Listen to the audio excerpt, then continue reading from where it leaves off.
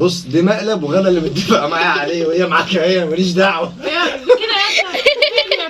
صباح الخير او مساء الخير على حسب التوقيت المحلي اللي بيوصل لكم في الفيديو. النهارده في مقلب هنعمله. انت جايباني ولا جايبه ابوكي بس مقلب فخو غاده وعن شرط عشان اللي بيشوف الفيديو انا اللي هي متفقه انا هي اللي متفقه هو وهي كان عمال يقول لي بلاش بلاش بس انا قلت له لا عشان تعالى بس- نعمل فيه المقلب ونشوف رد فعله ايه. هي اللي قالت لي على الفكره وهي صاحبه الفكره. كداب، ما انت اللي قلت لي على الفكره من الاول وكنت عايز تعملها في امي، فانا قلت لك امي لا، امي مش هيخش عليها تعرف ان انت بتهزر، خلينا نعمله مع اخويا احسن محمد. هنعملها مع اخوها نشوف رد فعله ايه، والمقلب مقلب جوازه فهنشوف رد فعله ايه. بس خليك أول مرة فاكر أصلاً- عشان الفيديو هيشوفه فخليك فاكر اول مره هي اصلا نعمل فيه مقلب زي كده. هي اللي متفقه عليه. طالما يعني قلت له نتصل بالتليفون وكده ونشوف رد فعله، بس نسبق الدور صح ومن غير ضحك. انا عارفه ان اخويا، يعني انا اللي معاشره اهلي ولا اللي عارفه ايه الطريقه اللي هتجيب معاهم، هو مش فاهم، هو كان عايز يعمل حاجه تانية وكان هتتفقس من الاخر، فانا رتبت له الدنيا صح. يلا بقى انزلوا اشتركوا في القناه وفعلوا زر الجرس ونشوف ايه اللي هيحصل في المقلب. صباح الخير او مساء الخير على حسب التوقيت اللي بيوصل لكم في الفيديو. هيكون مقلب قوي جدا بس انتوا ادعمونا وشجعونا كده تشجيع جامد. حطوا لنا لايك واشتركوا في القناه. ومين اللي بيتصل؟ وتعالوا نشوف هنعمل ايه. افتكروا ان الاول قبل اي حاجه انزلوا حطوا اللايك واشتركوا في القناه وفعلوا زر الجرس عشان يوصل لكم كل جديد. بفكركم تاني، غاده هي اللي قالت تعمل مقلب في اخويا مش انا اللي اخترت. احنا طالعين طبعا فوق عشان المقلب محدش يسمع الصوت ويعدي كده. هنرن عليه ونشوف ايه رد فعله بس ما حدش يتكلم بقى. دوس ثلاثة وخلي أغنيتك سمع لمحمد فؤاد كل صوتك وحمل أغاني بلا حدودك. ايه يا حبيبي عامل ايه؟ اخبارك ايه يا عم؟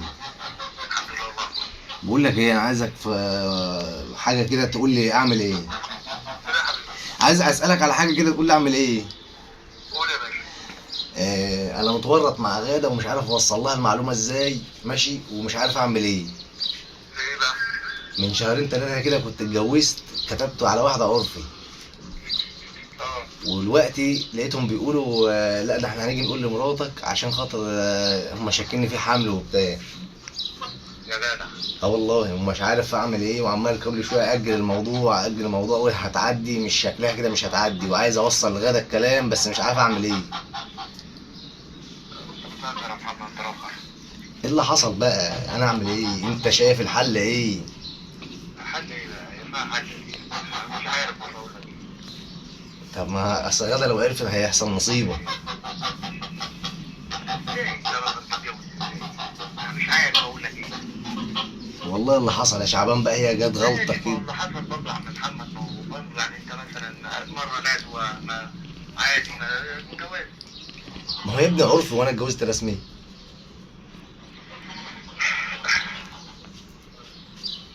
ف مش عارف والله يا محمد. انا مش عارف اقول لها ايه بقى ولا اجيبها لها ازاي ولا احل مع الناس دي ازاي اصلا. طب وهي الناس دي مين تاني ولا إيه؟ الناس طب ماشي يا عم نقعد معاهم نشوف نتكلم معاهم ونحل الموضوع ده يا عم، نشوف هتاخد قرشين وجوزين مع محمد طلع او الدوري. ما هو مفيش ورق يا عم، ده عرفي كده فيعني ورقه والورقه معايا بس هما يا عم ما يحط راسه ويحط رجلهم يا عم جروب ده. ما طالما مش مفيش ورق ولا حاجه انت ما تشغل دماغك ليه طالما مفيش ورق ولا ما حاجه؟ بيقولوا لي يا عم البنت حامل وهيجوا يقولوا انها حامل وهيعملوا مشاكل هنا.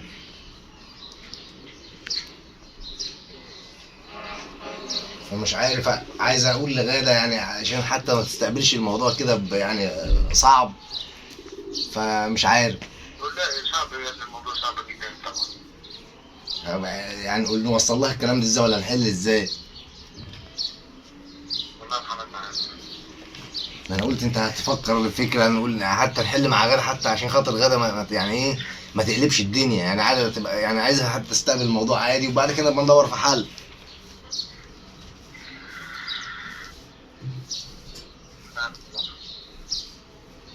انا مش الواحد محتار ومش عارف يعمل ايه.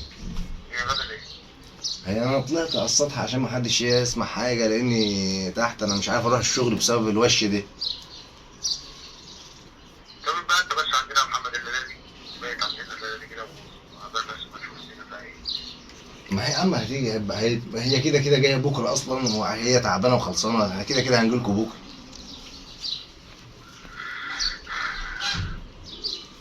هو الناس دي هتيجي النهارده يعني؟ لا معرفش، هم بقالهم يومين عمالين يقولوا لي احنا هنيجي، فانا مش راضي اخرج واروح الشغل عشان خاطر مستني لما هم يشوف هيجوا ولا مش هيجوا.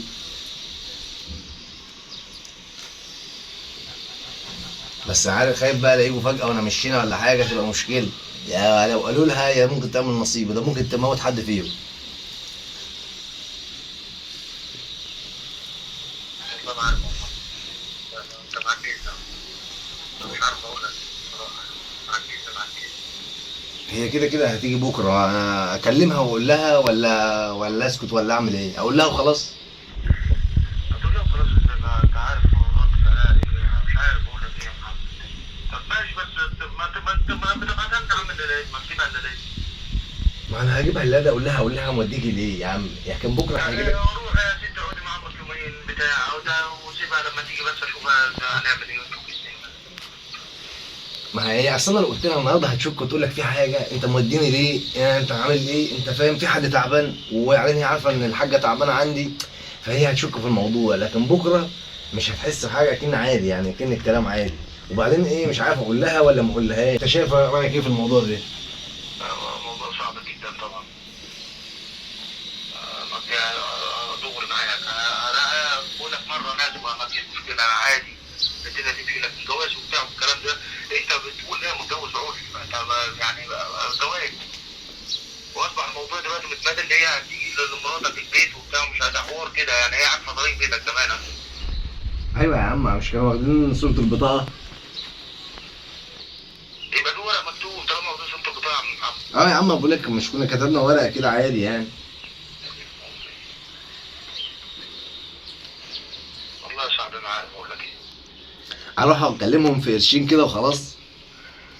انت زعلتني منك خلي بالك والله قوي. ليه بس يا عم؟ انا قلت ما اقول لك، انت قلت انت اخويا، انت اللي هتحل بقى معايا الموضوع. انا زعلت منها يا عم جواز يا عم محمد. جواز ايه الصرام بالعيال اللي عندك ده يا عم؟ هو احنا فايقين احنا ماشيين بواحده لما نمشي. هو يا عم شعبان، هي جت بقى صدفة وجت، بص يعني الواحد ما كانش في باله ان ده هيحصل كله، قلنا موقف وهيعدي، بس اللي حصل. يا عم هو انت حقك تتجوز 4 بس بقى شوف انا ما ده برضه ياخدي انا مش عارف اقول لك ايه بصراحه يعني انا الموقف صعب. هي المشكلة انا لو قلت لها هي ممكن تعمل اللي تتوقع، يعني ممكن تعمل مشكلة ولا ممكن تستقبل الموضوع عادي يعني. طب انت كرايك انت لو اختك انت مثلا جوزك اتجوز عليها ورايح يقول لها انا اتجوزت رد فعلها يبقى يا عم محمد انت حط اسوء الظروف بقى قدامك.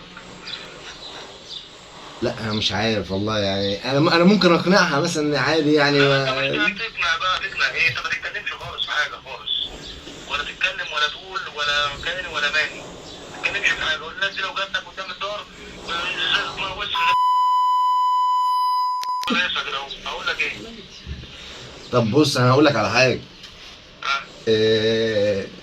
بص دي مقلب وغدا اللي متفق معايا عليه، وهي معاك هي ماليش دعوة. كده يا بتبيعني بتقول له حقك 4. ده انا قلت هتخش في شمال وتديله وتشنتفه وتطلع عين امه وتعمل فينا كده، ده انا هطلع عينك من مجلك بكره. بابا خد مني التليفون والله اني اتشال. كويس ان انت ده بص احنا بالمقلب دي عايزين بقى لنا 4 ايام، ويقول لي ايه ده انا هعمله في امك. قلت له لا مش في امي هتصدق، امي هتعمل امي هتفقسك. اما ايه اللي هتعمله في مين؟ قلت له شعبان اخويا بس تسبق الدور عشان انا اللي هي اللي قايله يوه تسبق الدور عليها عشان هي اللي شعبان مختار. برضه مش اهبل. اما قال لي طب ايه رايك؟ وبعدين رجع قال لي ايه ست شعبان هي. قلت له بس تعال نجرب ونشوف نعمل فيه مقلب، لو سبك ما سبكش ما سبك. انت عامل ايه انت؟ ماشي يا مان. ما نفسكش في حاجه يا اسطى اجيبها لك يا اسطى؟ هي اللي متفقة وهي اللي مخططة. لا ده انا بص انا اتصدمت دلوقتي. عندك واحده هو يقدر يا ابني؟ ده انا عليا النعمه انفخه ما يقدرش يا اسطى. وانا عماله اقول له ايه؟ قول لي شعبان انا كلمتك انت عشان انت اخويا انا ماليش اخوات، او شعبان بقى هيتاثر بالحته ديت. فقام قايل لي ايه خلاص ماشي. تسلم يا شعبان، ربنا يبارك لك يا رب ويخلي لك ولاده. ماشي يا حبيبي خلي بالك على نفسك. يلا سلام. يكون الفيديو عجبكم. عجبكم. بصوا احنا قاعدين، بصوا ندهلي والله العظيم كنت بحط للبط، قال لي يا رب تعالي يكون بقى الفيديو عجبكم، ما تنسوش تشتركوا في القناه وتفعلوا زر الجرس يوصل لكم كل جديد. وده اول مقلب نعمله في حد من اخواتي، وهيكون في مقالب إن شاء كتير بقى، الله. انتظرونا بقى. انتظرونا. تشجيع من النار، تشجيع من النار، تشجيع من النار، تشجيع من النار. لايك واشتركوا في القناه وفعلوا زر الجرس يوصل لكم منكم. هنعمل لكم فيديوهات كتير ومقالب كتير. بس هو انتوا كان عايز يعمل مقلب ده في امي يا جماعه، بس انا قلت لهم لا عشان يلا. انا عارفه امي. يلا انزلوا شجعونا عشان نعمل لكم مقالب تانية. وباي باي. مع باي. السلامة.